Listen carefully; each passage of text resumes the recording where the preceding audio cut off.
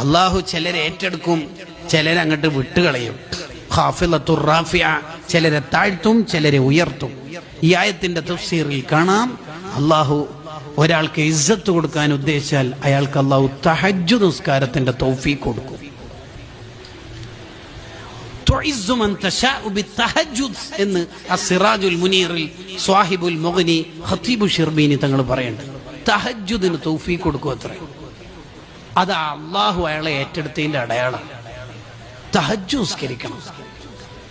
എന്തായാലും നമ്മൾ സുബ്ഹിന് ഉണരാറുണ്ട്, കുറച്ച് നേരത്തെ ഉണരുക, നേരത്തെ ഉണരുക, എന്നിട്ട് തഹജ്ജുദ് നിസ്കരിക്കണം. തഹജ്ജുദ് പതിവാക്കാൻ കഴിയാത്തതിന്റെ കാരണം ഇമാം ഷഅറാനി റളിയല്ലാഹു അൻഹു പറയുന്നുണ്ട്, തഹജ്ജുദ് തുടങ്ങുന്നുണ്ട് പക്ഷെ പതിവാക്കാൻ കഴിയുന്നില്ല. അതിന്റെ കാരണം മഹാനവറുകൾ പറയാ, എന്നെ പുകഴ്ത്തണം, ഞാൻ അത്യാവശ്യം കുഴപ്പമില്ല എന്ന് ഒരാൾക്ക് സ്വന്തം തോന്നുന്നുണ്ടെങ്കിൽ അയാൾക്ക് തഹജ്ജുദ് പതിവാക്കാൻ കഴിയില്ല.